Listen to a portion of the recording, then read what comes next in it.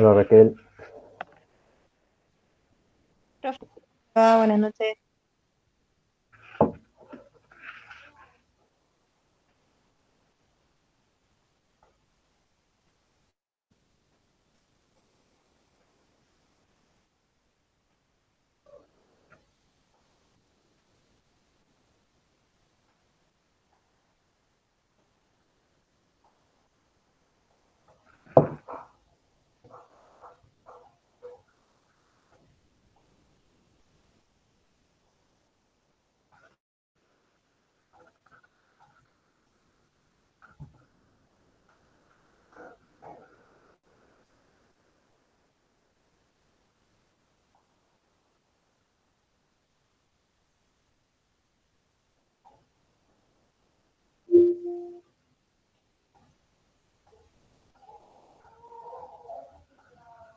hola Rodrigo.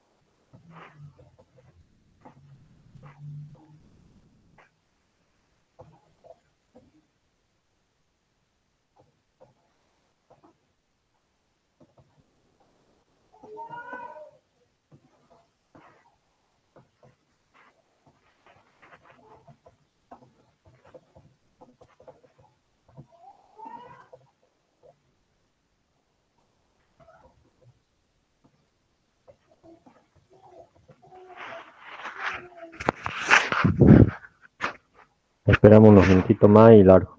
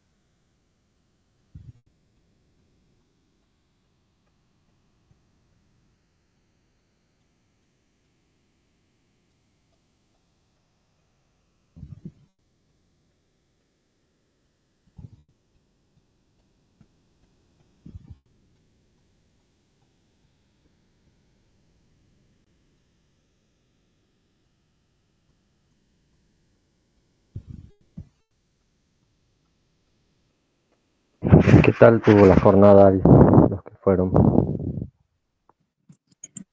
Linda, profe. ¿Qué había? ¿De todo? Hubieron varias charlas, hicieron volar un dron y Ujú. habían varios stands de agroquímicos, fertilizantes, semilleras. Está bueno, como la de la última vez, hace 2 años creo.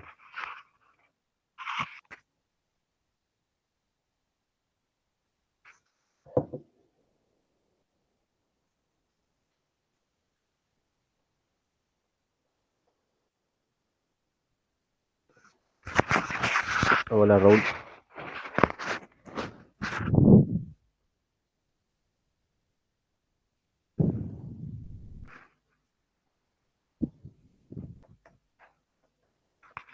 Bueno, largamos.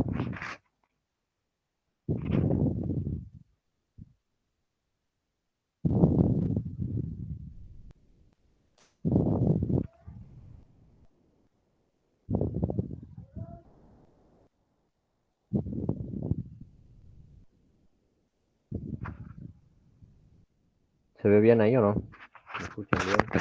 ¿Todo en orden? Sí, profe.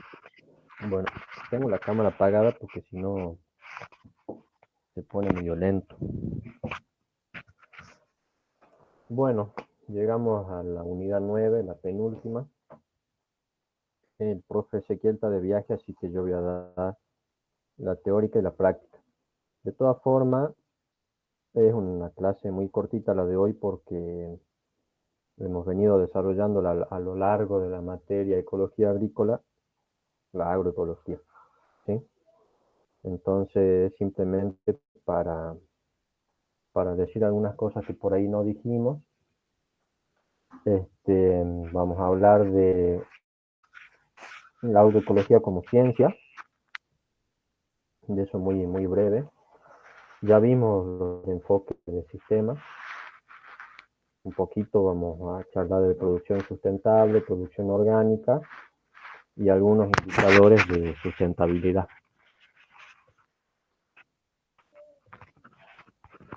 Es importante ubicarnos en el tiempo, ¿sí? En la historia. Nosotros descubrimos, entre comillas, la actividad agrícola y ganadera hace 10.000 años aproximadamente.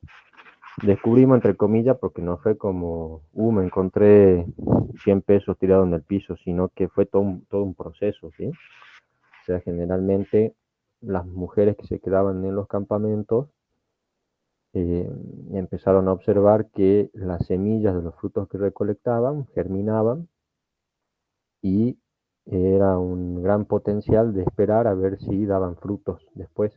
Entonces, así más o menos, con mucho tiempo de aprendizaje y observación, se fueron dando cuenta que se podía sembrar. Eso empezó hace 10.000 años. Es decir, que la actividad agrícola tiene 10.000 años de aprendizaje, la agrícola y la ganadera. Es muy difícil entrar en razón de lo que significan 10.000 años, pero es muchísimo tiempo. En el 1700, en Inglaterra, se crea la primera máquina de sembradora, ¿sí?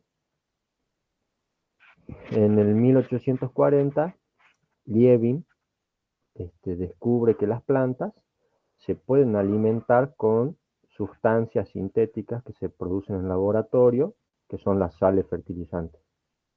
Es un descubrimiento de este científico, ¿sí? Después hace la ley del mínimo, que ya la vimos. 100 años después, en Suiza se descubre el primer insecticida, ¿sí? Que es el DDT. Que esto no era, fue un descubrimiento para la guerra, ¿sí? Armas químicas. No es que estaban buscando un producto para matar los mosquitos, ¿sí? Son productos que se buscaban para matar a personas, población, ¿sí? Son armas de guerra. Y después se descubrió que además en menores dosis podían combatir plagas. Entonces con estos conocimientos, máquinas que pueden sembrar, plantas que podemos alimentarlas con fertilizantes que se hacen en laboratorio, agroquímicos que sirven para matar insectos, se,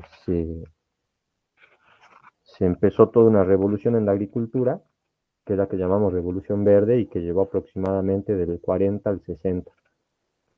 Y en Argentina terminó de implantarse mejor en el 70, ¿sí? Lo que buscaban era solucionar los problemas del hambre mundial. Luego, unos años después, muy poquito después, otra arma de guerra que es el agente naranja, que es un herbicida,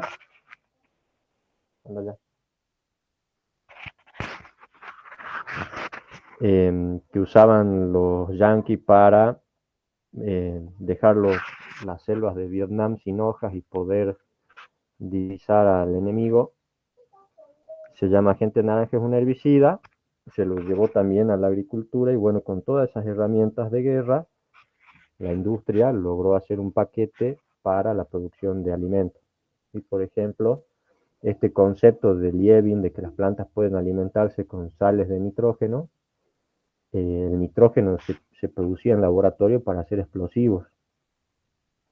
Y bueno, sobraba un montón de nitrógeno y con el conocimiento de Liebig vieron que lo podían meter en la producción real de alimentos. Entonces, esto para que les quede claro que el paquete tecnológico que hoy en día se usa tiene un origen con la guerra. Y de la misma forma que se veía al enemigo, se ven las plagas, las malezas, etcétera, ¿sí? O sea, aparece algo que no es mi cultivo, hay que matarlo. Aparece algún bichito en mi planta, hay que matarlo. Entonces es un enfoque muy lineal y con una base bélica. Y esa es la historia muy resumida de cómo pasamos de una agricultura de 10.000 años de aprendizaje a una agricultura en muy poquito tiempo basada en tecnologías de guerra. Este gráfico, si lo ven, es simplemente para poder comprender mejor lo que significan 10.000 años. ¿Sí? Si nosotros podemos tomar desde la aparición del hombre, ¿sí? hasta que hasta el día actual y lo ponemos en una línea de tiempo y hacemos de cuenta que esa línea de tiempo es un año calendario, es decir, de enero al 31 de diciembre a las 11:59, vemos que desde el 1 de enero a las 00 hasta el 30 de diciembre a las 4 de la mañana, o sea, casi toda nuestra historia, fuimos cazadores y recolectores. Antes fuimos carroñeros, ¿sí? O sea, nuestro sistema, nuestro cuerpo se fue adaptando y evolucionando a una dieta muy diversa y a una actividad física muy activa. Luego que descubrimos la agricultura, esta rayita marrón, que va del 30 de diciembre a las 4 a.m. hasta el 31 de diciembre a las 23:47, representan esos 10.000 años de agricultura, ¿sí? Que también fue muy diverso. Había un montón de especies que se cultivaban, y animales que se criaban, y peces que se pescaban, ¿sí? Y fíjense que esta agricultura revolución verde es tan solo un instante en nuestra historia. Y está representada por ese puntito en nuestra línea de evolución. Esto es muy importante entenderlo porque la agricultura de los primeros 10.000 años era así y así, ¿sí? Y hoy en día quedan vestigios, estos se llamaban mingas, quedan vestigios de las mingas de los mayas y de los aztecas que siguen siendo tremendamente fértiles. Y estas terrazas de los incas y que acá en Humahuaca, pasando en Lornocal también tenemos, siguen siendo fértiles y productivas después de 9.000 años, 8.000 años de estar produciendo ahí.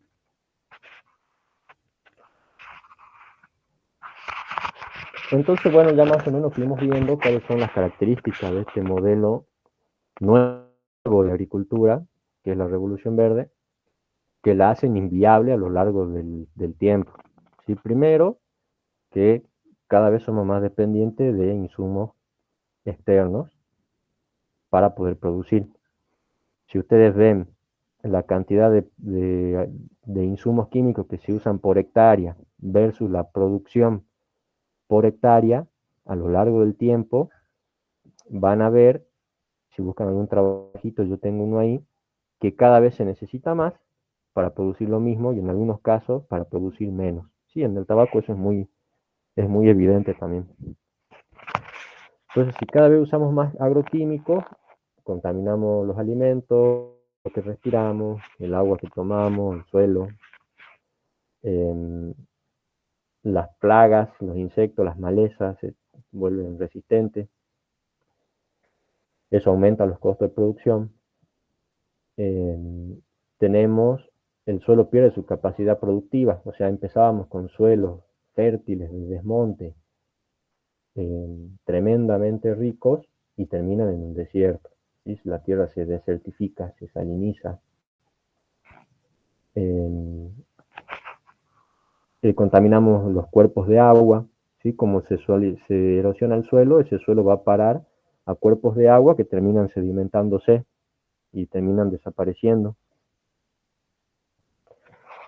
Se necesita, es altamente dependiente del combustible fósil y cada vez en mayor cantidad.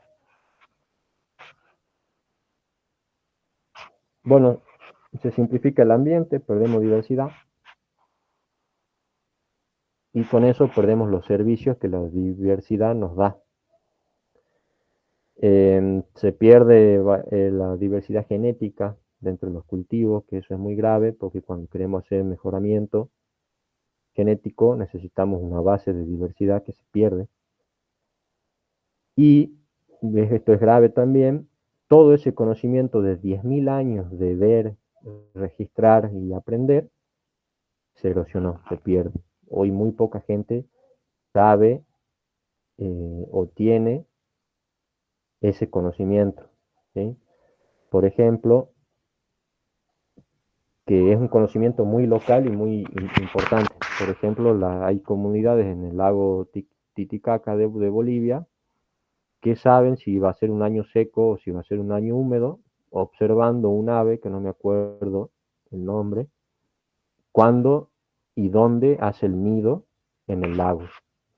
Si esa ave hace el nido muy cerca del agua, quiere decir que va a ser un año seco, ¿sí? Porque el lago no va a levantar el nivel por sobre el nido, porque el ave sabe.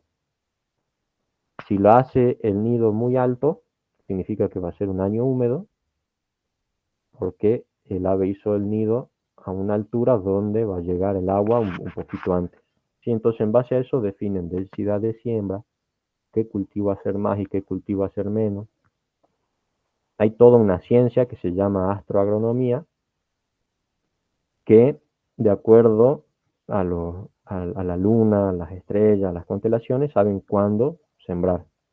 Sí, hoy eso ya es ciencia cierta, hoy sabemos que la luna mueve mareas, la luna, eso lo vemos en el campo, la luna llena acelera la maduración del tomate y la luna nueva lo hace más lento. O sea, todas esas cosas que se aprendieron en 10.000 años, hoy en día no la conocemos, no la enseñamos, no la estudiamos.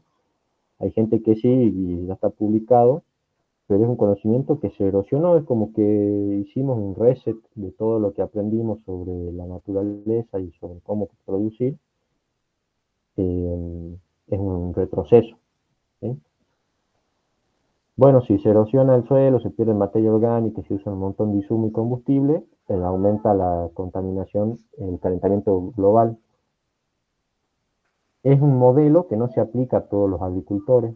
¿Sí? Hay agriculturas de subsistencia, hay pequeños productores y productores familiares que no pueden aplicar la agricultura convencional. No solucionó la pobreza rural. Hoy el 80% de los pobres están en el campo. Y tampoco solucionó el objetivo que buscaban, que era disminuir, eliminar el hambre en el mundo. Todo eso ya lo fuimos viendo. ¿Sí? ¿Hasta acá alguna duda?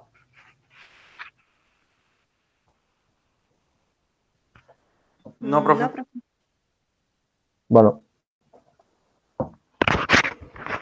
entonces fíjense que la FAO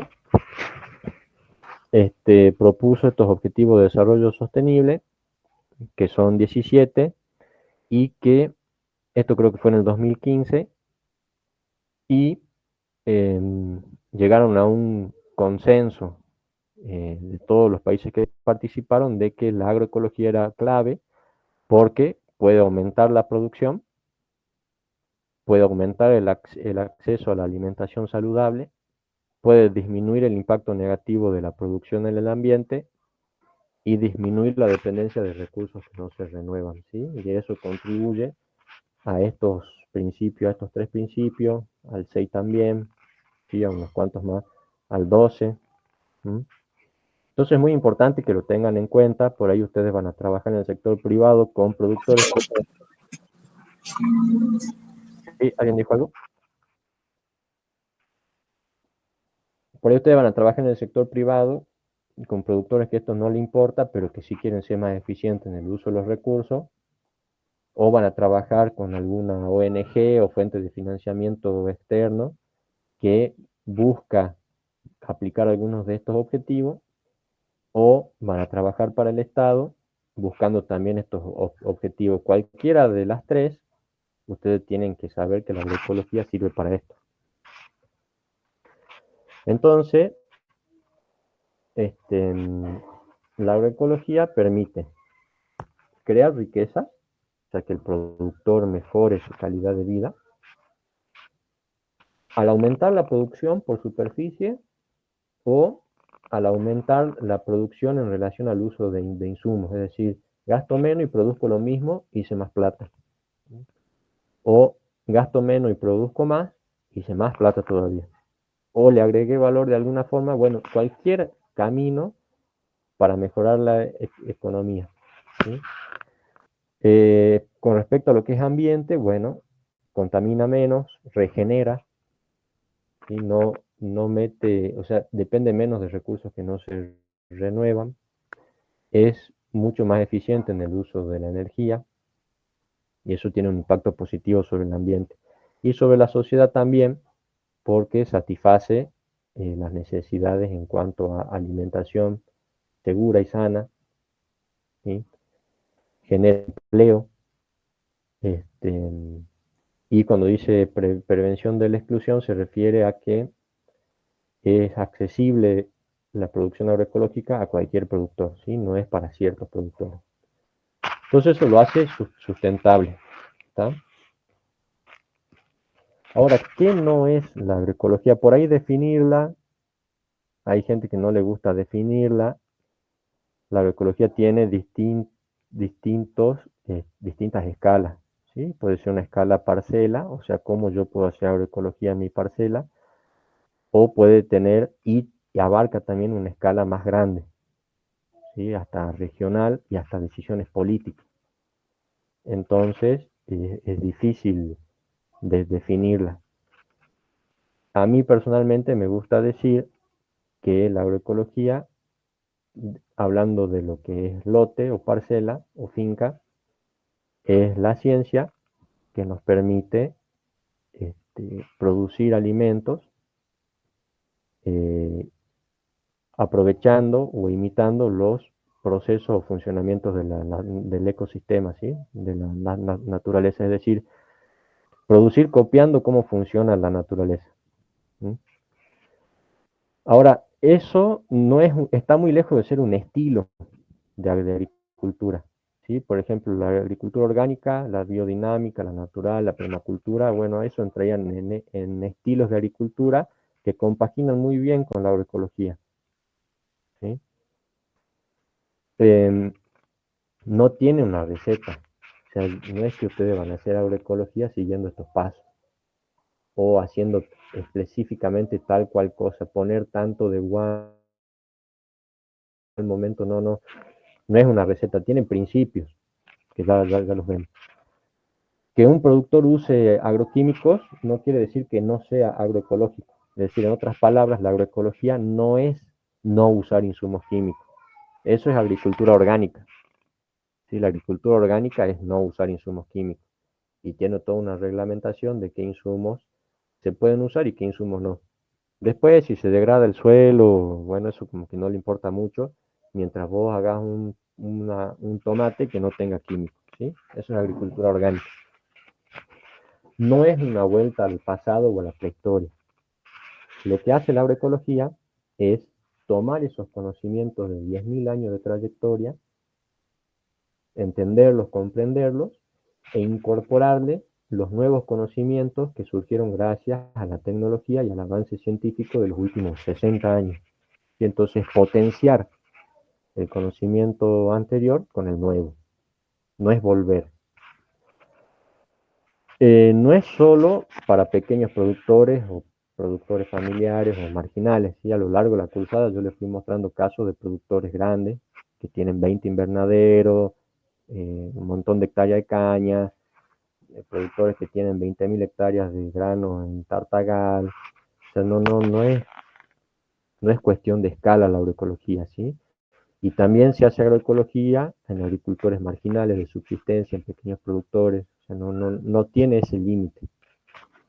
Esto de vuelta no es que la agroecología reniega de la ciencia y de la tecnología, al contrario, utiliza el conocimiento científico y la tecnología para potenciar la aplicación de los principios de la agroecología. ¿Sí? Lo que sí, en cuanto a ciencia, es que no solamente toma conocimientos de la ciencia tradicional. La valoramos mucho y aporta muchísimo, pero la ciencia tradicional tiene el problema de que simplifica variables, las elimina y con el resultado intenta explicar una realidad que es mucho más compleja, ¿sí? Porque las variables no se eliminan realmente, están todas en interacción. Entonces el dato que podemos obtener de ahí es interesante, pero no es la realidad. Y entonces también la agroecología como ciencia utiliza conocimientos que se generan con los productores en la parcela del productor, además de los que se leen en las revistas científicas. ¿Tá? No es que reniega y niega todo eso. Y no significa no intervenir. Es decir, bueno, dejemos que la naturaleza haga, yo pongo una semilla y vuelvo en 6 meses y cosecho lo que salió. ¿Sí? No. Al contrario, significa comprender el sistema y ver cómo intervenir de manera inteligente para que podamos aprovechar los procesos que la naturaleza nos da y así depender menos de insumos que yo tenga que poner. ¿Sí? ¿Se entiende esto? Sí, profe. Bueno, en la práctica, pero en la práctica a escala lote o finca. ¿Sí? Nosotros podemos resumir los principios de la agroecología en 3 pilares fundamentales. O sea, yo tengo que estar fuertemente parado en estas 3 patas para que mi producción camine hacia una forma agroecológica o tenga un manejo de base agroecológico. Ya vimos, hay que usar cultivos adaptados y animales que estén más adaptados al sistema. Esto es muy difícil a grandes escalas. Generalmente a grandes escalas se utilizan híbridos aclimatados al sistema. ¿Sí? En el camino uno va seleccionando variedades y consiguiendo semillas en el camino de transición hasta en algún momento poder reemplazar gran porcentaje de esos híbridos por variedades. ¿Sí? Cuando son pequeños productores esto sí es más fácil, porque generalmente no tienen plata para comprar semilla, entonces la seleccionan y tienen semillas de 30, 40, a mí me dieron semillas de maíz de 100 años de selección en el mismo lugar. Y cuando vos plantas ese maíz en ese lugar con otro, sea híbrido o sea variedad de otro lado, la diferencia es abismal. Bueno, el segundo pilar es cuidar el suelo, que la calidad del suelo mejore y que no decaiga.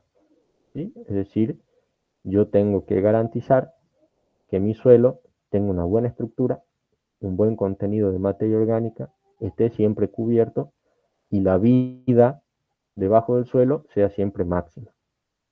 ¿Sí? Y por arriba del suelo yo tengo que lograr un ambiente diverso en el espacio y en el tiempo. ¿Está? Esas son las 3 cosas que yo tengo que ir logrando y trabajando en un lote para poder manejarlo con base agroecológica.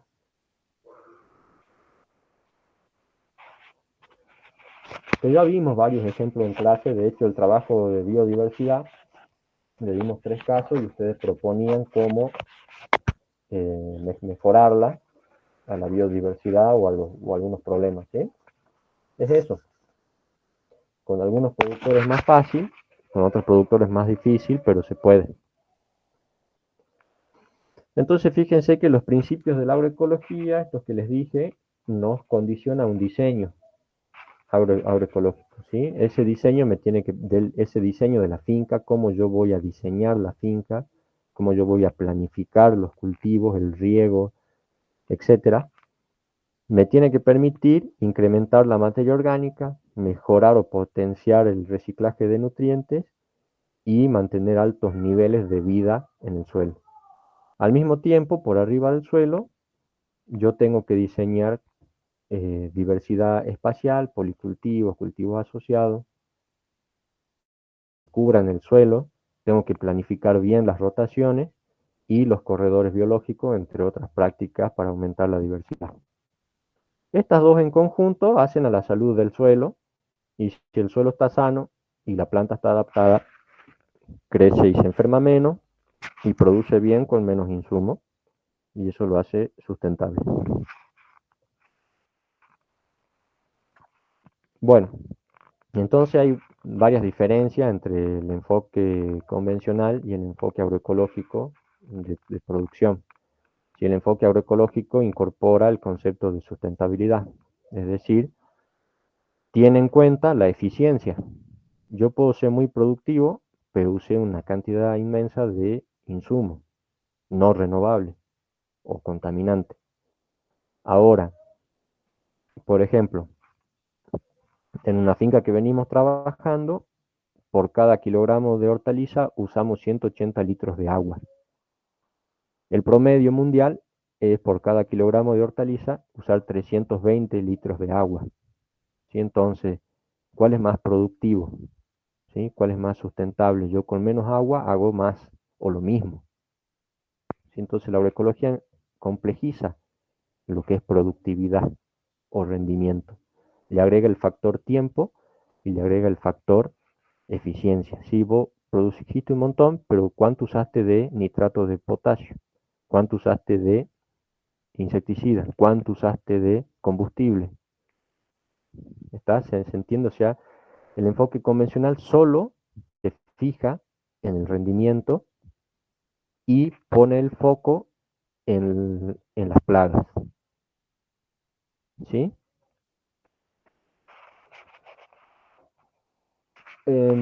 Otra diferencia en cuanto a las escalas, ya les dije, la agricultura convencional es más adaptable a los productores grandes y medianos. Y a los pequeños, si por ahí se juntan en cooperativas y logran conseguir maquinarias y financiamiento de fertilizantes, etc. Mientras que la agroecología, además de poder trabajar con grandes y medianos, trabaja muy bien con chicos y hasta con productores de subsistencia. Hay un punto muy débil de la agroecología que es este, la administración. Imagínense que de por sí es muy complejo planificar rotaciones, asociaciones, corredores, ¿sí?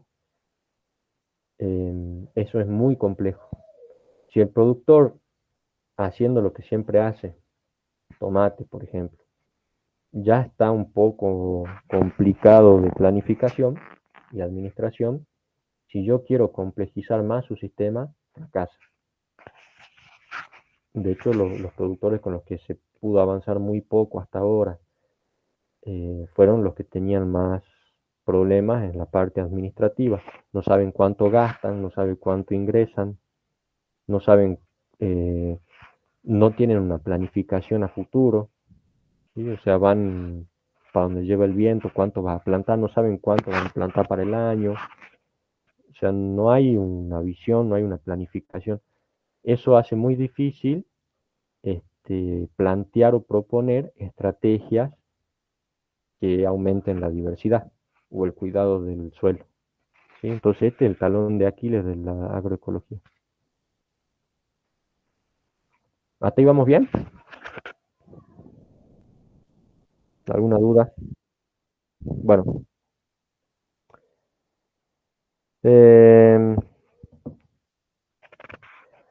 Ahora, ¿ustedes se imaginan cómo pueden darse cuenta, llegan a un lote y saber si ese lote es más o menos sustentable o no?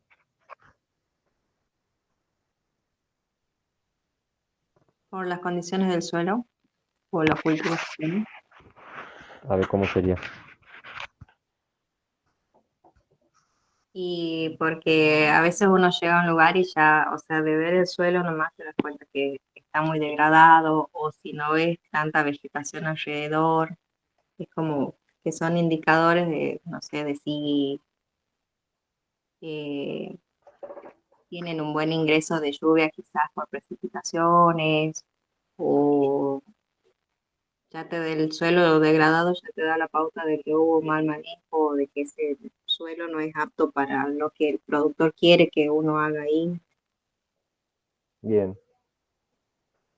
Por ejemplo, yo no sé mucho de mecánica, ¿sí? Yo no te puedo desarmar un motor, armar un motor, no sé cómo funciona bien un auto, digamos.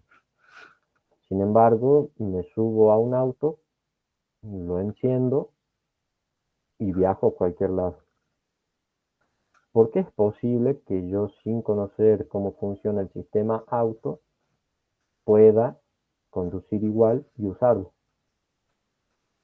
Es posible porque los que lo diseñaron fueron inteligentes que en el tablero pusieron una serie de indicadores de cómo está funcionando el sistema, ¿sí? Yo lo enciendo y veo cuánto me marca el combustible y sé si puedo llegar muy lejos o no. Lo enciendo, empiezo a andar y puedo ver hasta cuántos kilómetros por litro puedo hacer y en base a eso calcular si voy a llegar o no con el combustible que tengo. Hay un termómetro que me dice si el auto va a explotar o no, o se va a incendiar o no, antes de que eso suceda.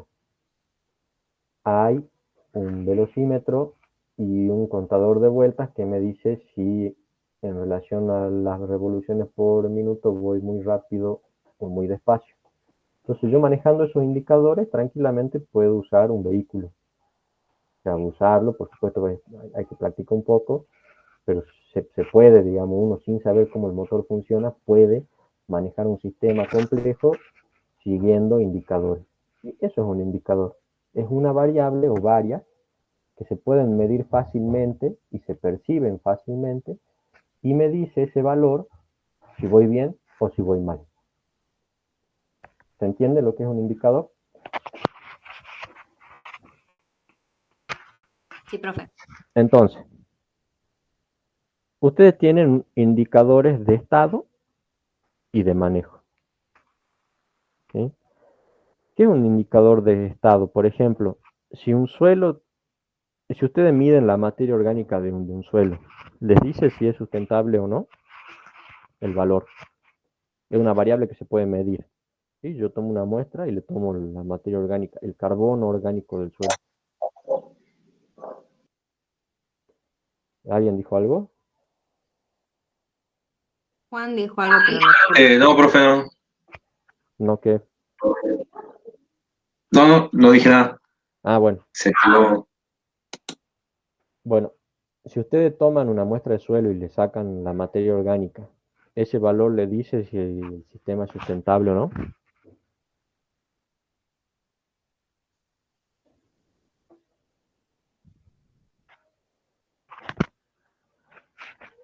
Si es más sustentable o no, quizás no, pero sí nos da una pauta de cómo está en ese momento el suelo.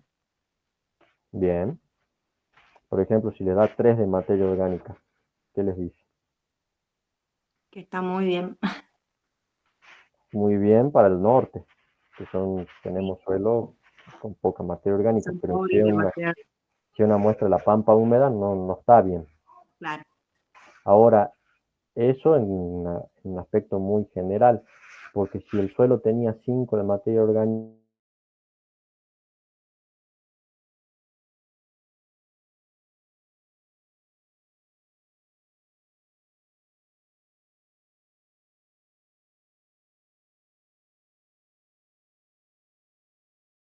sustentable. O si el suelo tenía hace 3 años 4 de materia orgánica, ese producto de una variable en un tiempo determinado. Te dice algo, ¿sí? Podría ser peor, podría ser 1,5, ¿sí? Pero no te está diciendo si el sistema es sustentable o no. Ahora también hay indicadores de manejo, ¿sí? Es decir, que nos están diciendo cómo el manejo afecta tal valor. Por ejemplo, ustedes pueden consultar qué tipo de labranza utiliza y con qué frecuencia la usa. Ustedes saben que cuanto más labranza horizontal y mayor frecuencia de uso, van a saber que la materia orgánica va a tender a disminuir con el tiempo. ¿Sí? Eso ya les va diciendo, van correlacionando algunos datos entre materia orgánica y tipo de frecuencia de labranza y van sabiendo si el sistema tiende a sustentable o no. Un ejemplo, que para mí está muy bueno, o sea, ustedes llegan a un lote y más o menos se dan cuenta si la cosa va a ir bien o va a ir mal, como les dijo Raquel, es ver el estado del suelo. Bueno, la cobertura del suelo. Si el suelo está cubierto, no se erosiona, ¿sí? Entonces, si yo voy a un sistema productivo y veo que hay un gran porcentaje de suelo descubierto, sé que eso con el tiempo lo lleva a la degradación. No es un manejo sustentable. Entonces acá, por ejemplo, ustedes pueden ir y decir, bueno, hago 5 escalas. La escala 0 es menos de un 20% de cobertura, el 1 es del 20 al 39, el 2 del 40 al 59, el 3 del 60 al 79 y el 4 del 80 al 100 de cobertura.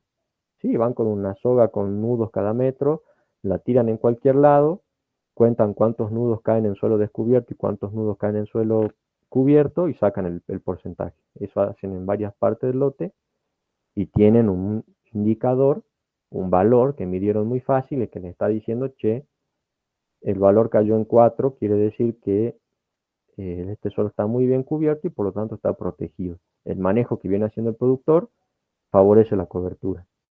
Eso es bueno, ¿sí?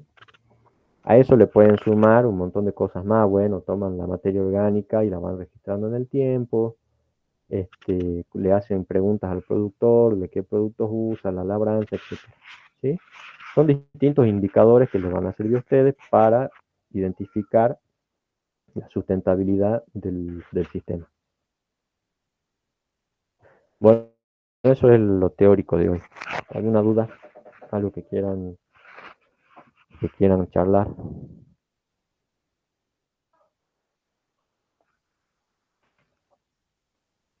En el primer congreso de agroecología en Mendoza, Sí.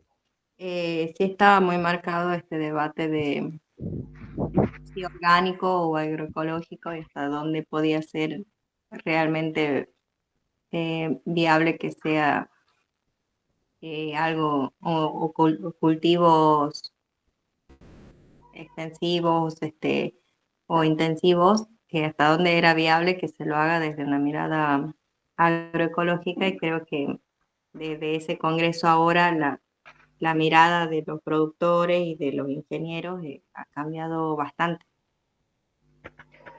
Sí, lo que pasa, ¿qué es lo que pasaba? Uno se paraba a hablar de agroecología y un sojero de 20.000 hectáreas de soja te preguntaba, ¿y cómo hago soja agroecológica en 20.000 hectáreas?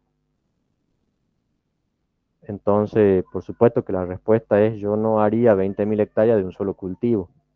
Empecemos por ahí, planifiquemos el sistema entero. Y yo tengo que planificar una buena rotación y como son 20.000 hectáreas, tenemos que integrar los animales, tenemos que rotar con pastura y hacer una cría y vender terneros, no solo soja. Se entiende por dónde va, o sea, hay que desarmar esas 20.000 hectáreas, hay que rediseñarlas y en el camino el productor no puede perder plata.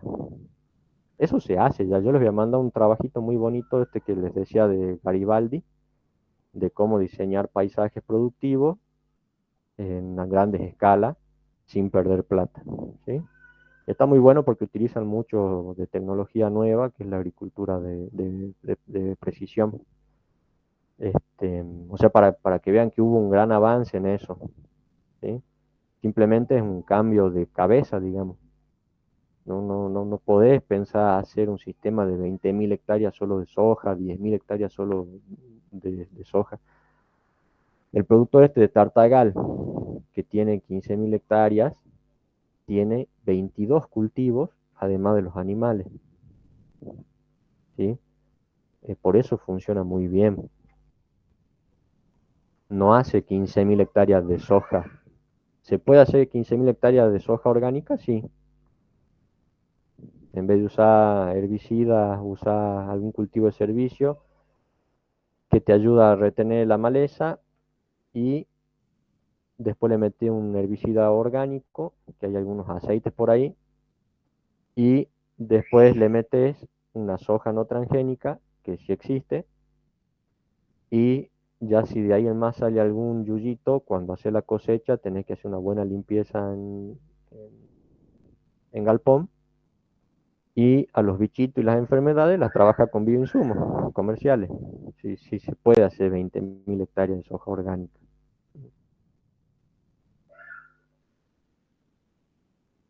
Eh, ¿Alguna otra duda? Ahora, ¿cuál es el tema? Que 20.000 hectáreas de una sola cosa te destruye lo que son los servicios ecosistémicos, la infiltración del agua, la fijación del carbono, eh, los polinizadores, ¿sí? Toda esa vida que tiene que prosperar, las elimina al hacer 20.000 hectáreas de una sola cosa, ¿sí?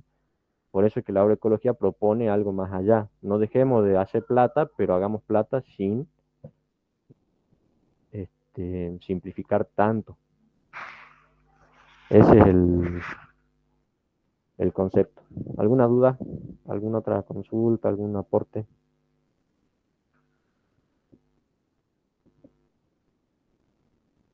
No, profe. ¿Nadie más? Bueno, trabajo práctico número 9. Presten atención. Esto ustedes lo van a presentar, este es su seminario final. O sea, no me lo tienen que subir al aula la semana que viene. Lo tienen que desarrollar, ir consultando y después exponerlo en grupo. ¿Sí? Un seminario final.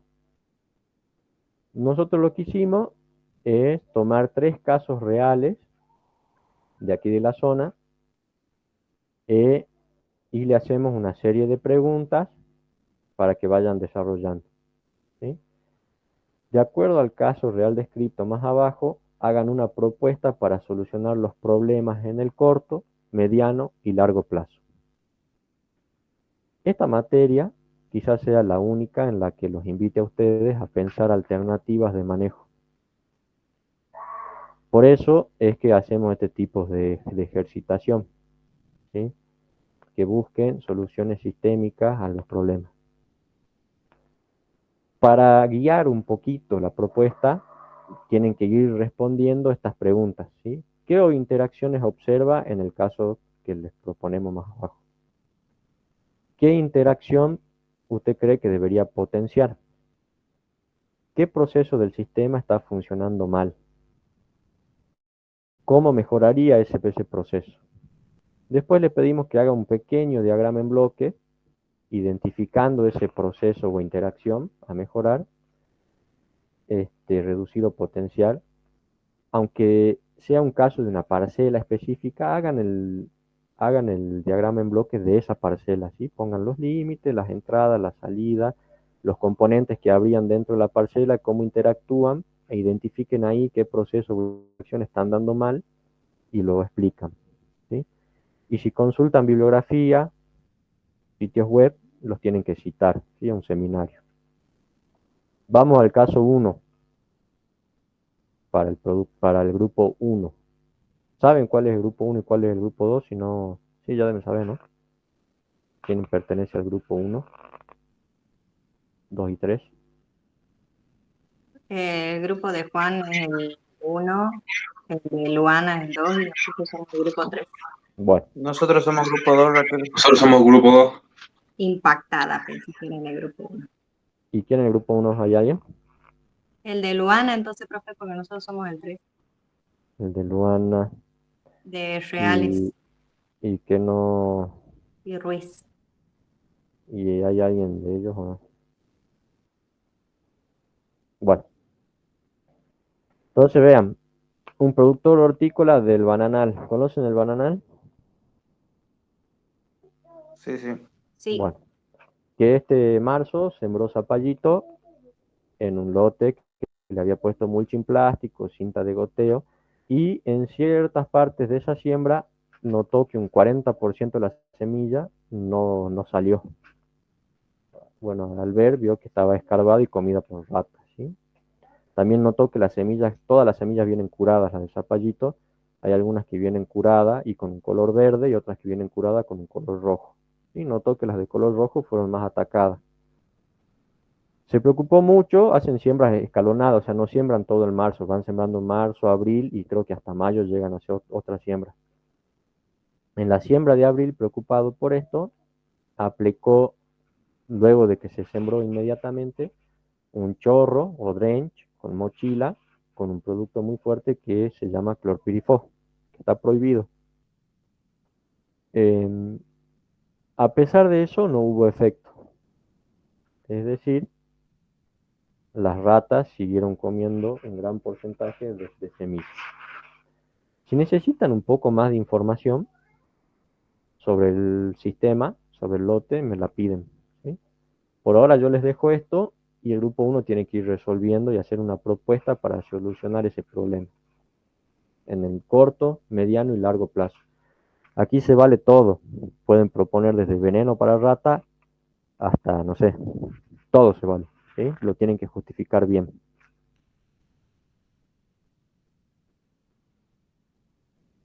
Grupo 2.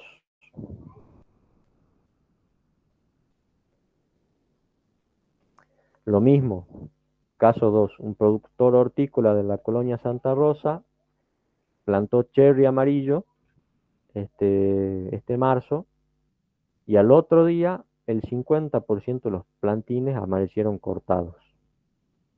El productor corroboró que eran daños por grillos, ¿sí? Tanto el grillo común como el subterráneo, y que el mayor daño ocurrió en lotes donde el año pasado se había hecho berenjena. La solución para el momento fue clorpirifos al trasplante. Acá sí le funcionó el clorpirifos, pero necesita trabajar en soluciones para la campaña siguiente, porque no podés depender de un producto prohibido, porque en algún momento se deja de vender, ¿sí? ¿Está bien? Grupo 2. Bien, bien. Sí, profe. Grupo 3.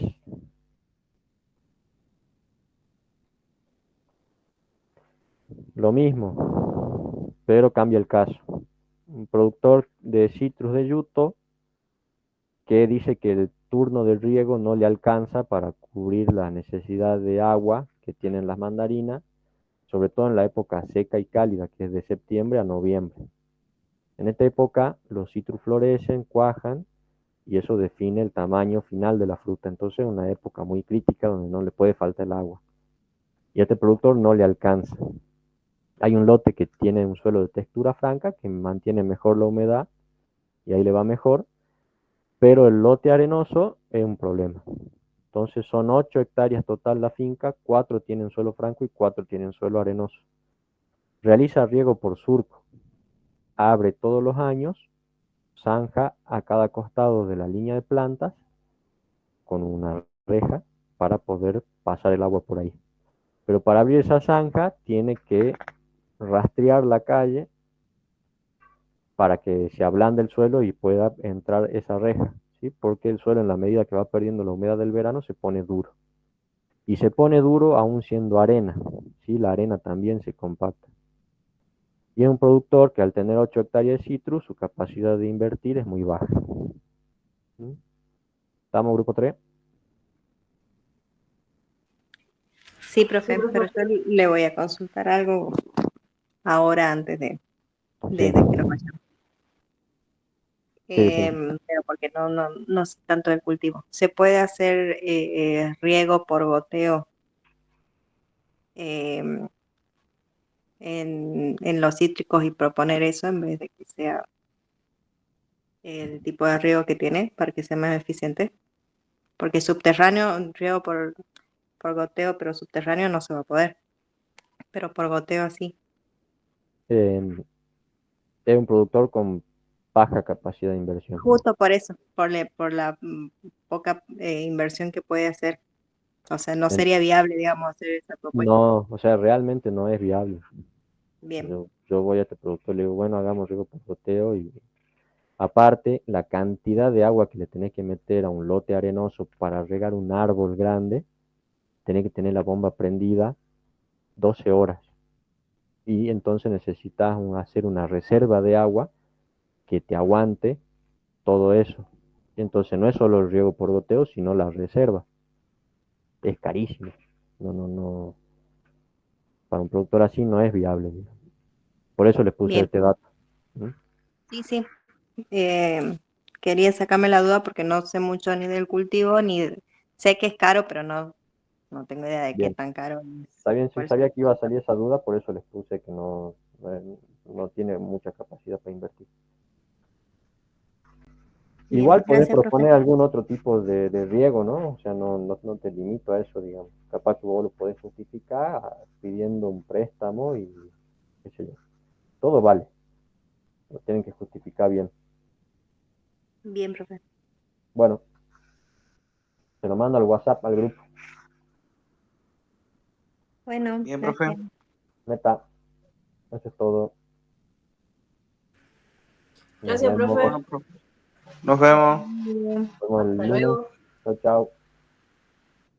Nos vemos. Hasta luego, profe.